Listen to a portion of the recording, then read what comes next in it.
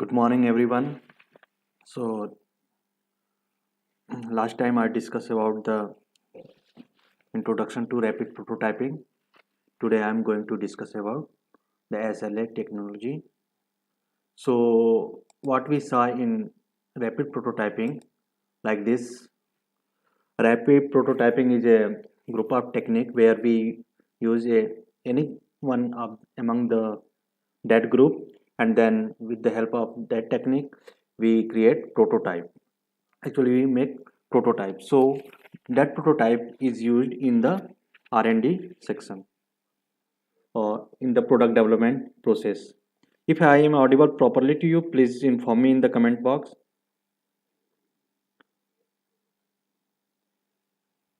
Am I audible?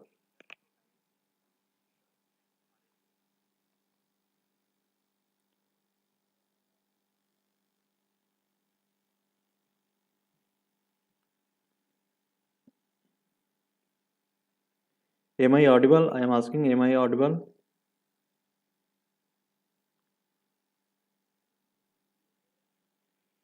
Okay. So there are various technology, like it is an elephant and there are numbers of blind men, and whatever they touch they think that the elephant is like this.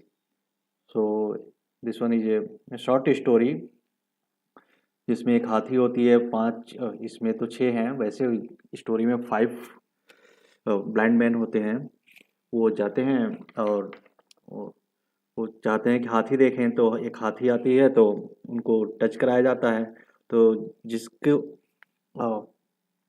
जो हाथी के जिस part को touch करता है वो वैसा ही feel करता है। सपोज इस पर्सन ने इसका लेग टच किया तो ये हमेशा हाथी को कहेगा ये हाथी खंबे जैसा होता है। इस आदमी ने अगर इसको टच किया था हाथी, ये बोलेगा हाथी ऐसे बलून जैसा होता है। ये इस आदमी ने टच किया तो ये बोलेगा कि हाथी झाड़ू जैसी होती है। ये आदमी टच करेगा तो ये बोलेगा कि हाथी नुकीली होती है। ये आदमी बोलेगा हाथी सांप जैसा होता है। ये बोलेगा हाथी सूप जैसा होता है। तो डिफरेंट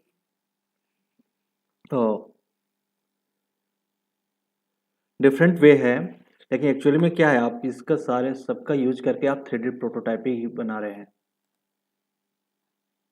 ओके, सबका यूज करके आप पार्ट ही बना रहे हैं, उस पार्ट का use where we are going to use that part in the R&D, in the new product development, in the testing your concept, testing your fit, testing your forms of the product, visualizing your product. So you are doing with the help of prototype part. And I also discussed about that difference between model and prototype. Model is not necessarily working, but when we talk about prototype, it is necessarily something is working, like some form or some function would be there. Okay, so I have got the comment. Thank you, Sikha. So next, in technology definition, 3D printing refers to the set of technology, like I said, that a group of technology which help to fabricate 3D objects. Obviously, we make part layer by layer from digital input data. The input could be a 3D model, medical image, slice data, point cloud from a scan. It means we can point it and scan the image, and then we can transfer that image and we can make our prototype. So these are the steps. First we create 3D model, then we will up from the model we will create the file in .html format. Then we will slice with the help of slicing software. We will slice in the form of layer that will generate the G code, and then on the machine we will transfer. Actually, slicing software is done along with the computer and machine. So in after slicing, the remaining task is to give the instruction to machine the print. So machine start Printing.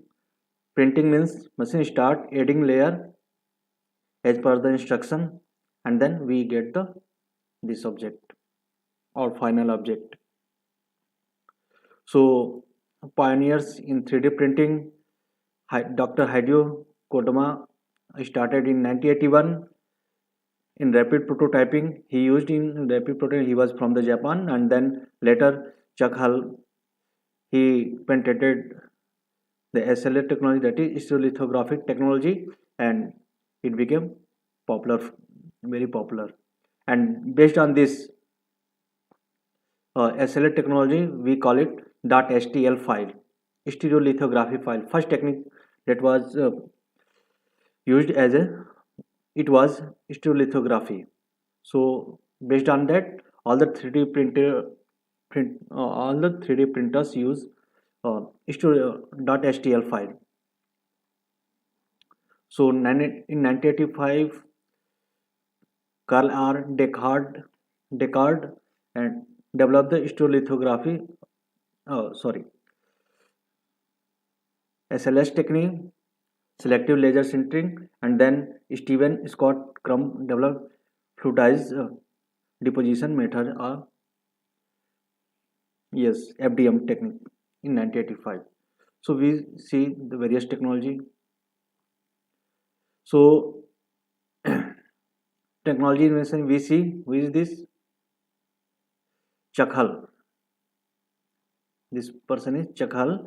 Dr. Chuck Hull. It was started around around 1983 and got patent in 1986. It is Charles Hull here. Charles Hull. Okay, there is some confusion in name, Charles Hull and Chuck Hull, but this name is correct. Chuck Hull. I have read this one. It should be Chuck Hull. In 86, he called the technology as stereolithography SLA apparatus. So the first machine he developed was this, and first part he made with that technique was this casing.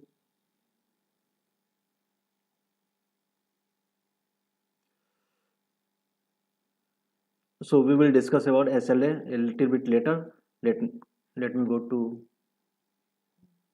one slide. So I want to tell something here. This part, all the images and videos, if any, have been used under the fair use policy. Images and links are reproduced only for the educational purpose and not for the monetary benefit. I wanted to tell you this one. So workflow or basic process of rapid prototyping. As you know, the rapid prototyping group of techniques. So there are, we will discuss various techniques. Okay. So in all those techniques, one thing is common: the basic concept or workflow. So this workflow consists of these 5 steps. First, what we do, we create a CAD model on some software. We can use either ANSYS, we can use CATIA, we can use solid model, we can use AutoCAD, we can use even Blender also. Oh, sorry, not Blender. So we can use almost any 3D software and we can make our model. And then what happens after making model, we will convert that model in STL format. It is like we are working in MS Office. Sorry, we are working on MS Word, and then we want to save as a PDF. It is the same way. We have 3D model, and then we can save it as a convert it as a .stl format. Then we have shaped that file in .stl format or STL format. That is, STL is the abbreviation of the stereolithography.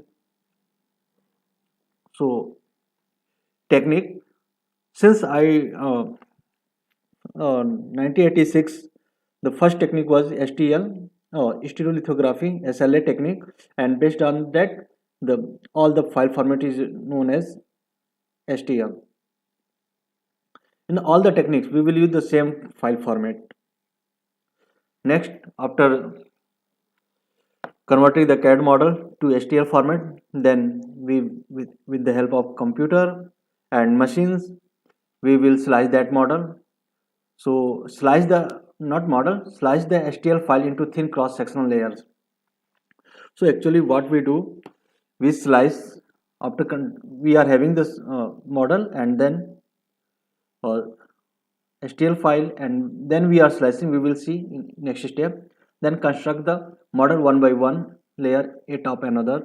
So we give the instructions to start the depositing the layer, and then machine starts depositing layer on one another. Then next step is clean and finish the model. This one is final step. So workflow of RP process, a rapid prototyping process. Uh, I earlier I also said that there is a difference between rapid prototyping and 3D printing and additive manufacturing. Additive manufacturing is, additive manufacturing is having uh, numbers of technology, and in which a 3D print is another included. And with the help of additive manufacturing, we use to create parts rapidly. So that is the end result. Rapid prototyping is the end result of additive manufacturing. So instead of saying RP processes, just understand that we are talking about additive manufacturing in general. Okay, so workflow of rapid prototyping or additive manufacturing process, it consists, like I discussed, in 5 stages: CAD model, then pre-process generate STL file, and third step, what you do in third step, slicing occurs, and then we transfer we give instruction to machine to build the part, and then post processing, where we remove the support, clean the surface, post cure, and part complete is. So first is CAD model creation. See, first object is to be built is model using a computer aided design software package. Any software we can use here, and solid modelers such as ProE Engineer tend to represent 3D objects more accurately than wireframe modeler such as AutoCAD, and will therefore yield better result. So it is saying that the ProE software generates more accurate wire model than the AutoCAD. But in present scenario, the if you don't need very precise, that means we can use any 3D software to make 3D model. This process is also identical for all the rapid prototyping build technology techniques. So it is similar to every process.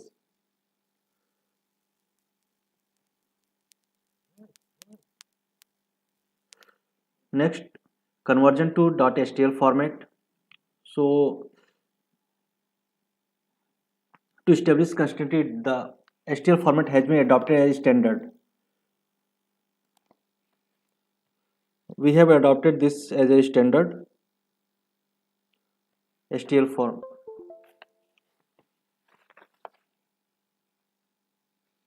Okay.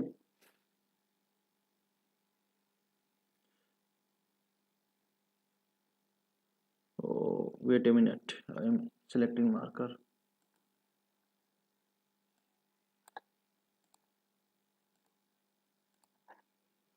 So STL format as a standard for the rapid prototyping file format. Okay. Then second step is to convert the CAD model in the STL format. This format represents a three-dimensional surface as an assembly of planar triangles. So actually in STL format, what we do, all the surfaces are represented in the form of triangles. Like discretization we do in the finite element, doing finite element analysis the same way. Then HTL file use planar elements. They cannot represent curved surfaces exactly. Increasing the number of triangles improves the approximation. So if a curved surface is there, so we can use one triangle and then another triangle like this. This is the way we represent the surface in, and that it is stored in HTL file.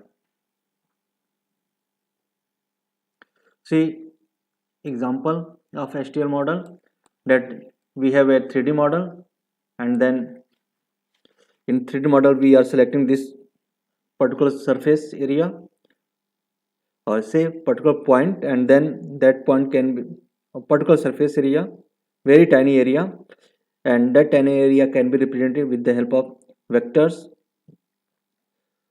and this coordinate value of the vector, and then unit normal vector is used to represent the whole triangle. This one unit normal vector is used to represent whole triangle area. It means with the help of unit normal vector we can represent all the surfaces, and if we are able to store this unit normal vector in the form of matrix, it means we are storing the all the information, geometrical information, in the matrix form.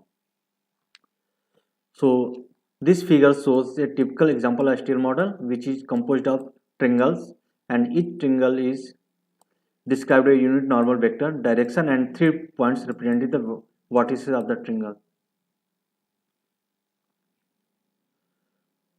Next, another example of HTL model.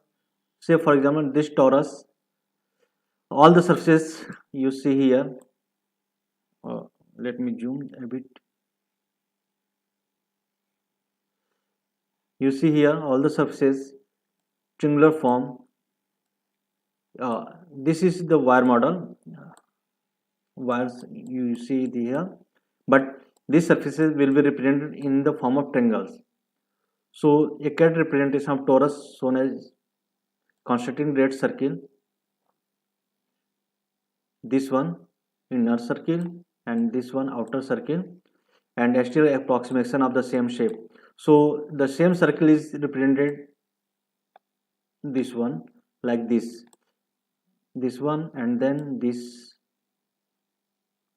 So we have here two line, one line this one that is from the CAD model, and this one triangle, side of a triangle is HTL format. So there is this one is deviation this much, and it is bound to happen. So file extension name .htl, internet media type model, this one model, this one model .htl, this one. It was developed by 3D System 1987.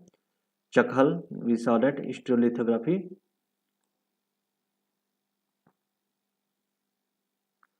Next step, after second step, next step is slice the model.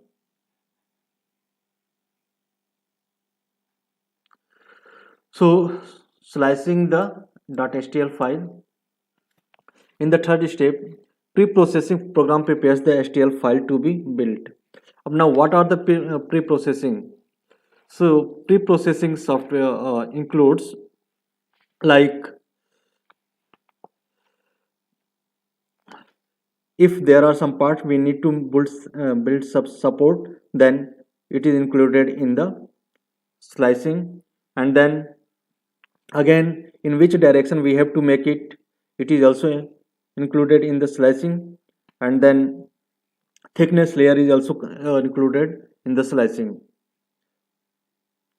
So building support structure and direction of the build and layer thickness is considered in the slicing the model or slicing the .htl file. So typical here pre-processing software slice the HTL model into number of layers from 0.001 0.01 mm to 0. thick depending on the build technique. So in one book I saw this one as a 0.025. So this means this one is more accurate, and up to 0.5. So this one is giving the wider application. So this range is okay.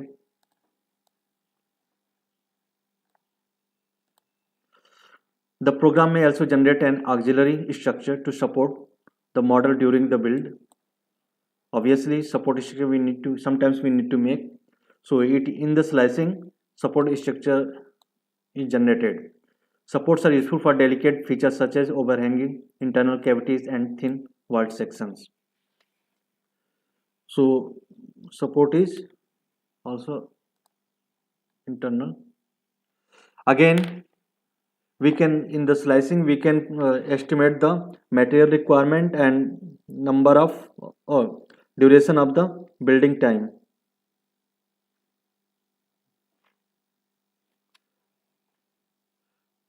So for this, see that this is our desired part or model geometry, this one, and as you see this much length is overhanging. So during the without if you make it without support, what will happen? We will see this much deformation from the, it will be not like this same, it will be some deform like this. So without support, overhanging areas of part may peel away and damage the whole model. If it is peeling away, what will happen? Overall, whole model is damaged, so we cannot use this one. So sometimes we need to build support structure.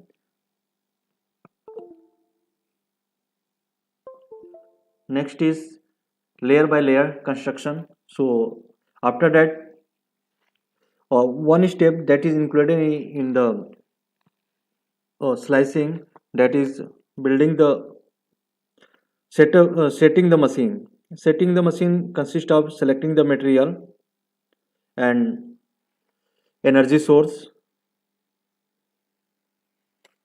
So next, if everything is okay, then we are ready for the manufacturing the part, and then we are doing it by adding layer by layer. So fourth step is actual construction of the part.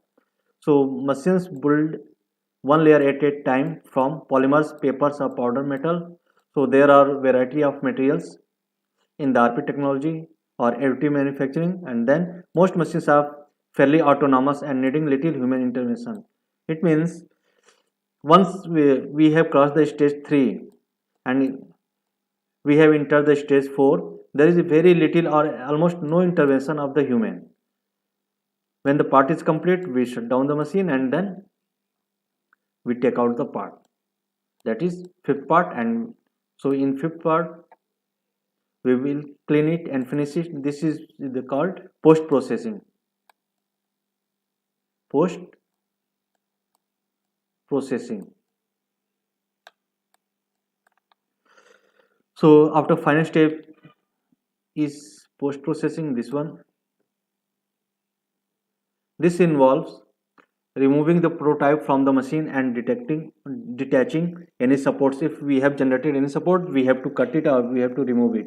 Some photosensitive materials need to be fully cured before use. After that, sometimes we need to cure it, give it some more time under UV to cure it. So photosensitive material, only in the case of photosensitive material. Prototypes may be also require minor cleaning and surface treatment. Obviously, sanding, sealing, and or painting the model will improve its appearance and durability. Obviously, by sanding or we can enhance the surface finish by these operation.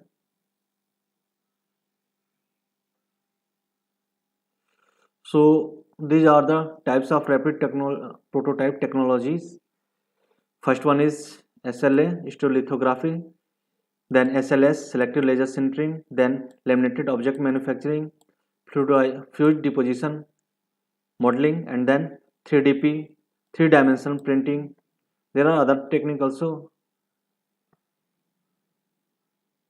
So we come to here, stereolithography SLA, patented in 1986, Chakhal by Chakhal, started the rapid prototyping revolution. The techniques build three-dimensional model from liquid photosensitive.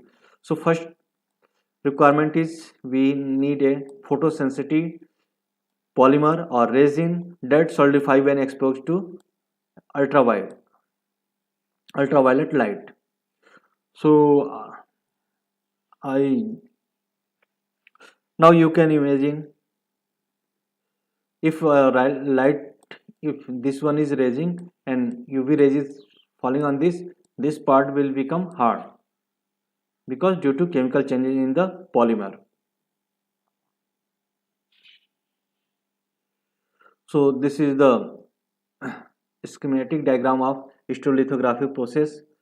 Here we will have a vat of resin,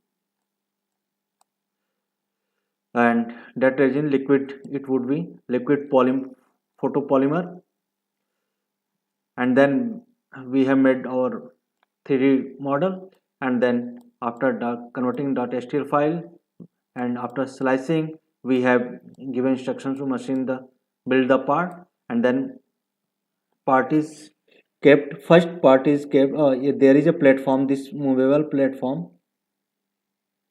Okay, this is controlled by the servo motor, and then we have here laser setup, and with the help of uh, guiding mechanism we deflect the laser position on the vat. So at the start this platform is here at the top, and then it goes one layer down. Since it's slicing we have identified what would be the layer thickness, so it will go one layer down, and then the come liquid from the side come at the top of, like this. Suppose platform is one layer down, so platform is like here. Okay, so let me select different color option. Now what happens, resin from this side fills this part, whole part, because obviously resin will come. Now what happens when we uh, direct the laser light or UV light, what happens, this one, if we directing the laser at only this much area, so only this much part of the resin will go under the will go under chemical changes, and it becomes a bit hard. Earlier it is liquid, but after exposing after exposed to the UV light it becomes a bit hard. And then what we do, we will lower, due to this one is movable platform, so we will lower our platform by the thickness of one layer. So we will move downward this platform.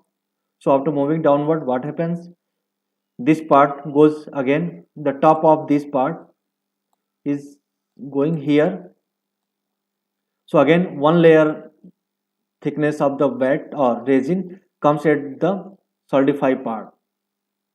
So uh, so in next step uh, you can understand it this way.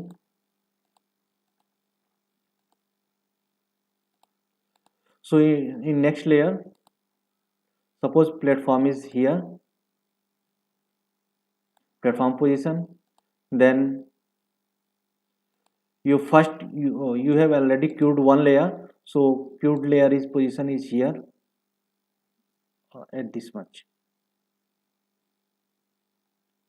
So in next step what will happen, again when you direct UV light, this much layer will be cured, only this much layer, because you are restricting the direction of the UV light. Only you will direct the UV light only in that region, so it becomes solidified. And these two layer add up, because time is very slow, very not slow, time is very short. So quickly it binds up with the bottom layer, and we keep on doing this one. So in this way we keep on, platform is going downward and resin coming and getting hard under the UV light, and so we keep on adding the layer as per the geometry. So here we see the machine setup and the basic components of SLA technology.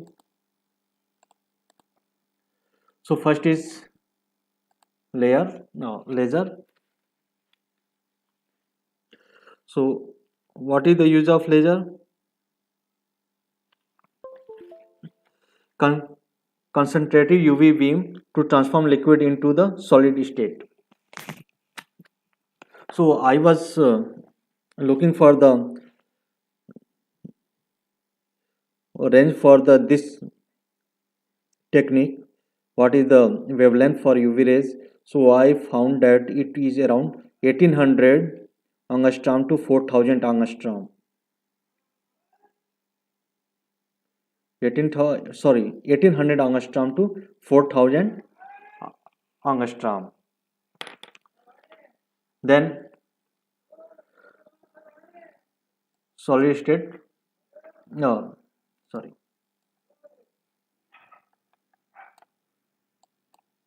Then we have elevator.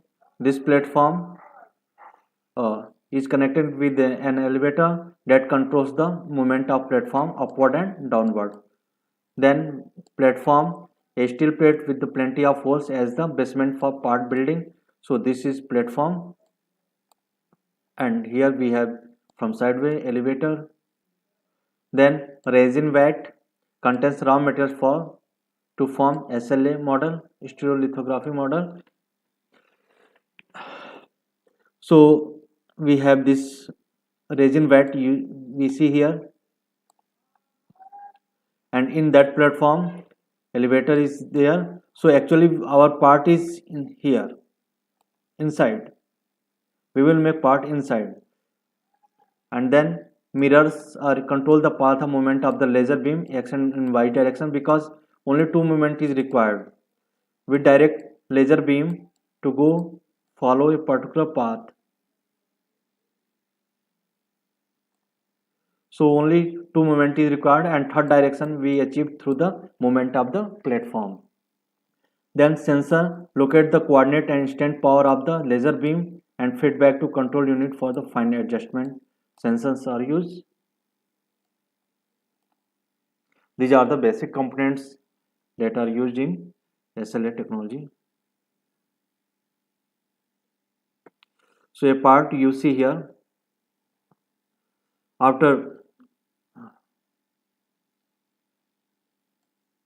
you see when the parts has been completed, this part you see lots of this part. So this kind of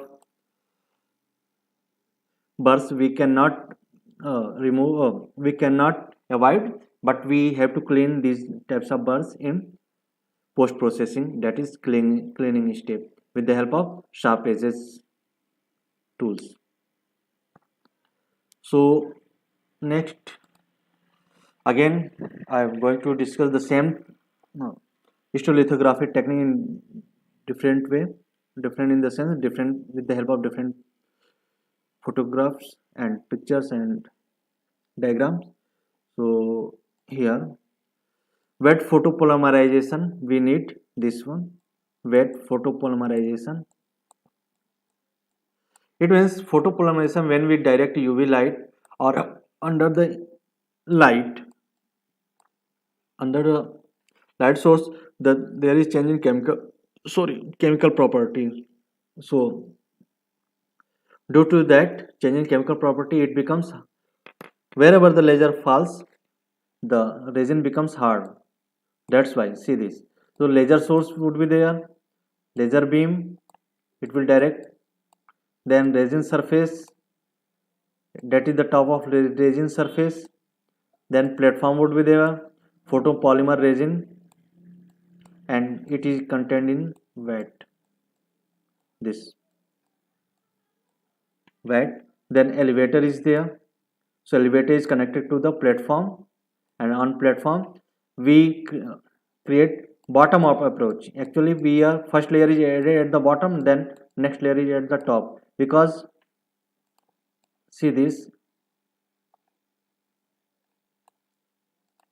See, first layer is since this one is platform.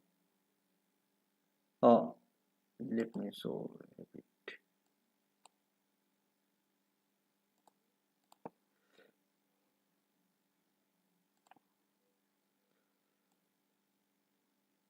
So this one is our platform, and we have added on this platform one layer in yellow color. Next layer platform will go downward. Platform will go downward, and this much layer will come at the thickness of one layer, and again with the help of laser light we will curing, that means the changing the property of photopolymer, so it becomes hard during curing, and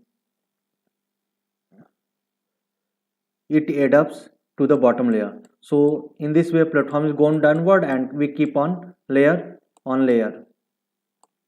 We keep on platform going downward, and we keep on adding the layers on layer.